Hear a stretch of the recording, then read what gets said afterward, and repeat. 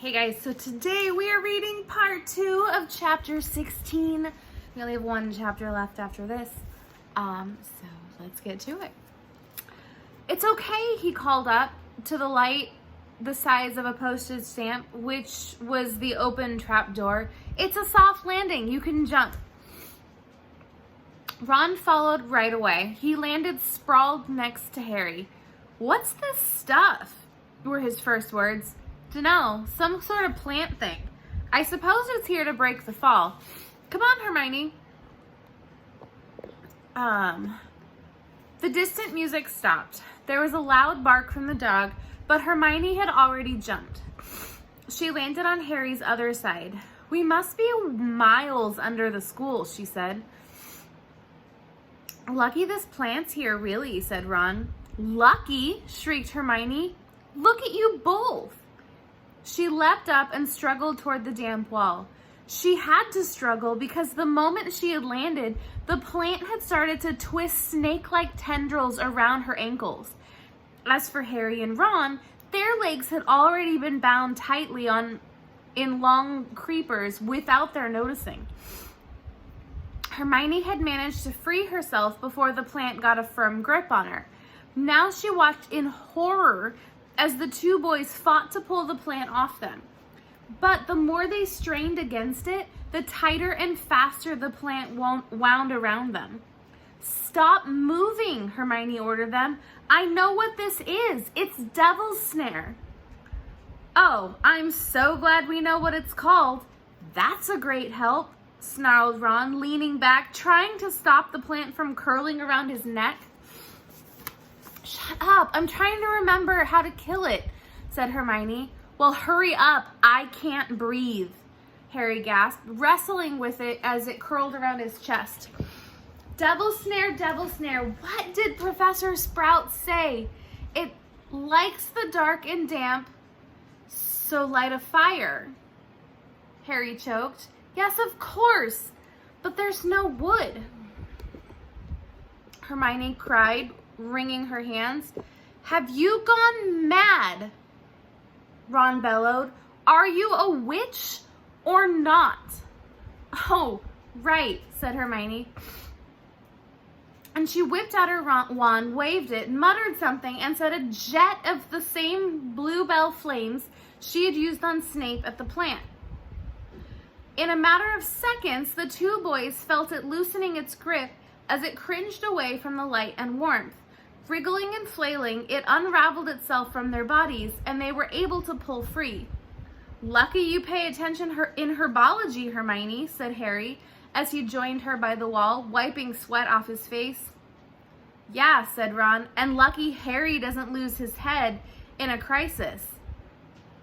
There's no wood, honestly." "Honestly." "This way," said Harry, pointing at the stone passageway, which was the only way forward. All they could hear apart from their footsteps was the gentle drip of water trickling down the walls.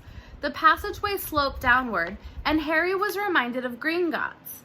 With an unpleasant jolt of the heart, he remembered the dragons said to be guarding the vaults in the Wizard's Bank.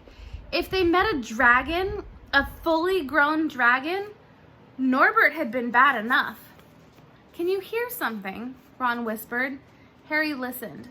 A soft rustling and clinking seemed to be coming from up ahead. "Do you think it's a ghost?" "I don't know. Sounds like wings to me. There's light ahead. I can see something moving." They reached the end of the passageway and saw before them a brilliantly lit chamber, its ceiling arching high above them. It was full of small, jewel-bright birds fluttering and tumbling all around the room. On the opposite side of the chamber was a heavy wooden door. "Do you think they'll attack us if we cross the room?" said Ron. "Probably," said Harry. "They don't look very vicious, but I suppose if they all swoop down at once, well, there's no other choice. I'll run." He took a deep breath, covered his face with his arms, and sprinted across the room. He expected to feel sharp beaks and claws tearing at him at any second, but nothing happened. He reached the door untouched. He pulled the handle, but it was locked. The other two followed him. They tugged and heaved at the door, but it wouldn't budge. Not even when Hermione tried her Alohomora charm. "Now what?" said Ron. "These birds, they can't be here just for decoration," said Hermione. They watched the birds soaring overhead, glittering. Glittering? "They're not birds," Harry said suddenly. "They're keys, winged keys. Look carefully." So that must mean, he looked around the chamber while the other two squinted up at the flock of keys. "Yes, look, broomsticks. We've got to catch the key to the door." "But there are hundreds." Ron examined the lock on the door. "We're looking for a big, old-fashioned one, probably silver like the handle." They each seized a broomstick and kicked off into the air, soaring into the midst of the cloud of keys. They grabbed and snatched, but the bewitched keys darted and dived so quickly it was almost impossible to catch one. Not for nothing, though, Harry was the youngest seeker in a century. He had a knack for spotting things other people didn't. After a minute's weaving about through the whirl of rainbow feathers, he noticed a large silver key that had a bent wing, as if it had already been caught and stuffed roughly into a keyhole. "That one," he called to the others. "That big one there. No, there, with the bright blue wings. The feathers are all crumpled on one side." Ron went speeding in the direction that Harry was pointing, crashed into the ceiling, and nearly fell off his broom. "We've got to close in on it," Harry called, not taking his eyes off the key with the damaged wing. "Ron, you come at it from above. Hermione, stay below and stop it from going down, and I'll try to catch it. Right? Now!" Ron dived, Hermione rocketed upward, and the key dodged them both, and Harry streaked after it, sped toward the wall. Harry leaned forward, and with a nasty crunching noise, pinned it against the stone with one hand. Ron and Hermione's cheers echoed around the high chamber. They landed quickly, and Harry ran to the door, the key struggling in his hand. He rammed it into the lock and turned it. It worked. The moment the lock had clicked open, the key took flight again, looking very battered now that it had been caught twice. "Ready?" Harry asked the other two, his hand on the door handle. They nodded. He pulled the door open. The next chamber was so dark they couldn't see anything at all, but they stepped into it. Light suddenly flooded the room to reveal an astonishing sight. They were standing at the edge of a huge chessboard. Behind the black chessmen which were all taller than they were and carved from what looked like black stone. Facing them, way across the chamber, were white pieces. Harry, Ron, and Hermione shivered slightly. The towering white chessmen had no faces. "Now what do we do?" Harry whispered. "It's obvious, isn't it?" said Ron. "We've got to play our way across the room." Behind the white pieces, they could see another door. "How?" said Hermione nervously. "I think," said Ron, "we're going to have to be the chessmen." He walked up to a black knight, put his hand out to touch the knight's horse. At once, the stone sprang to life. The horse pawed the ground, and the knight turned his helmeted head to look down at Ron. "Do we, have to join you to get across?" The Black Knight nodded. Ron turned to the other two. "This needs thinking about," he said. "I suppose we've got to take the place of the 3 black pieces." Harry and Hermione stayed quiet, watching Ron think. Finally, he said, "Now, don't be offended or anything, but neither of you are that good at chess." "We're not offended," said Harry quickly. Just tell us what to do. Well, Harry, you take the place of that bishop. And Hermione, you go next to him instead of that castle. What about you? I'm going to be a knight, said Ron. The chessmen seemed to have been listening because at these words, a knight, a bishop, and a castle turned their backs on the white pieces and walked off the board, leaving 3 empty squares that Harry, Ron, and Hermione took. White always plays first in chess, said Ron, peering across the board. Yes, look. A white pawn had moved forward 2 squares. Ron started to direct the black pieces. They moved silently wherever he sent them. Harry's knees were trembling. What if they lost? Harry moved diagonally 4 spaces to the right. Their first real shock came when their other knight was taken. The White Queen smashed him to the floor and dragged him off the board, where he lay quite still, face down. Had to let that happen, said Ron, looking shaken. Leaves you free to take that bishop. Hermione, go on. Every time one of their men was lost, the white pieces showed no mercy. Soon there was a huddle of limp black players slumped along the wall. Twice, Ron only just noticed in time that Harry and Hermione were in danger. He himself darted around the board, taking almost as many white pieces as they had lost black ones. We're nearly there, he muttered suddenly. Let me think. The White Queen turned her blank face toward him. Yes, said Ron softly. It's the only way. I've got to be taken. No, Harry and Hermione shouted. That's chess, he snapped Ron. You've got to make some sacrifices. I take 1 step forward, and she'll take me. That leaves you free to checkmate the king, Harry. But do you want to stop Snape or not? Ron, look, if you don't hurry up, he'll already have the stone. There was no alternative. Ready? Ron called, his face pale and determined. Here I go.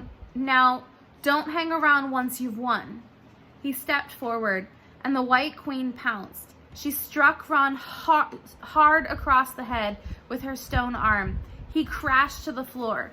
Hermione screamed, but stayed on her square. The White Queen dragged Ron to one side. He looked as if he had been knocked out. Shaken, Harry moved 3 spaces to the left. The White King took off his crown and threw it at Harry's feet. They had won. The chessmen parted and bowed, leaving the door ahead clear. With one last desperate look back at Ron, Harry and Hermione charged through the door and up the next passageway. What if he'll be all right, said Harry, trying to convince himself. What do you reckon's next? We've had sprouts. That was the devil's snare. Flitwick must have put charms on the keys. McGonagall transfigured the chessmen to make them alive. So that leaves Quirrell's spell and Snape's. They had reached another door. All right, Harry whispered. Go on. Harry pushed it open. A disgusting smell filled their nostrils, making both of them pull their robes up over their noses. Eyes watering, they saw flat on the floor in front of them a troll, even larger than the one they had tackled, out cold with a bloody lump on his head. I'm glad we didn't have to fight that one, Harry whispered as they stepped carefully over one of its massive legs. Come on, I can't breathe. He pulled open the next door, both of them hardly daring to look at what came next. But there was nothing very frightening in here. Just a table with 7 differently shaped bottles standing on it in a line. Snape's, said Harry. What do we have to do? They stepped over the threshold, and immediately a fire sprang up behind them in the doorway. It wasn't an ordinary fire either. It was purple. At the same instant, black flames shot up in the doorway leading onward. They were trapped. Look, Hermione seized a roll of paper lying next to the bottles. Harry looked over her shoulder and read it. Danger lies before you, while safety lies behind you. 2 of us will help you, whichever you would find. One among us 7 will let you move ahead. Another will transport the drinker back instead. 2 among our number hold only nettle wine. 3 of us are killers waiting hidden in line. Choose unless you wish to stay here forevermore. To help you in your choice, we give you these clues 4. First, however slyly the potion tries to hide, you will always find some on Nettle's wine left side. Second, different are those who stand at either end, but if you would move onward, neither is your friend. Third, as you see clearly, are all different size. Neither dwarf nor giant holds the death in their insides. Fourth, the second left and the second on the right are twins once you taste them, though different at first sight. Hermione let out a sigh, and Harry, amazed, saw that she was smiling, the very last thing he felt like doing. Brilliant, said Hermione. This isn't magic, it's logic, a puzzle. A lot of the greatest wizards haven't got an ounce of logic. They'll be stuck here forever. But so will we, won't we? Of course not, said Hermione. Everything we need is here on this paper. 7 bottles, 3 are potion, 2 are wine. 1 will get us safely through the black fire, and 1 will get us back through the purple. But how do we know which to drink? Give me a minute. Hermione read the paper several times. Then she walked up and down the line of bottles, muttering to herself and pointing at them. At last she clapped her hands. Got it, she said. The smallest bottle will get us through the black fire toward the stone. Harry looked at the tiny bottle. There's only enough for 1 of us, he said. That's hardly 1 swallow. They looked at each other. Which one will get you back through the purple flames? Hermione pointed at a round bottle at the right end of the line. You drink that, said Harry. No, listen, get back and get Ron. Grab brooms from the flying key room. They'll get you out of the trap door and past Fluffy. Go straight to the owlery and send Hedwig to Dumbledore. We need him. I might be able to hold Snape off for a while, but I'm no match for him, really. But Harry, what if you know who is with him? Well, I was lucky once, wasn't I? Said Harry, pointing at his scar. I might get lucky again. Hermione's lip trembled, and she suddenly dashed at Harry and threw her arms around him. Hermione! Harry, you're such a great wizard, you know.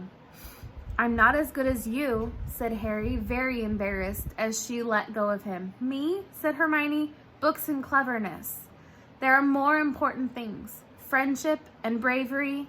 And oh, Harry, be careful. You drink first, said Harry. You are sure which is which, aren't you? Positive, said Hermione. She took a long drink from the round bottle, and at the end, she shuddered. It's not poison? Said Harry anxiously. No, but it's like ice. Go quick before it wears off. Good luck. Take care. Go. Hermione turned and walked straight through the purple fire. Harry took a deep breath and picked up the smallest bottle. He turned to face the black flames. Here I come, he said, and he drained the little bottle in one gulp. It was indeed as though ice was flooding in his body. He put the bottle down and walked forward. He braced himself, saw the black flames licking his body, but couldn't feel them. For a moment, he could see nothing but dark fire. Then he was on the other side, in the last chamber. There is already someone there, but it wasn't Snape. It wasn't even Voldemort. And that is the end of chapter 16. You're going to have to come back tomorrow to see who it was that he found in that final chamber. Bye, guys.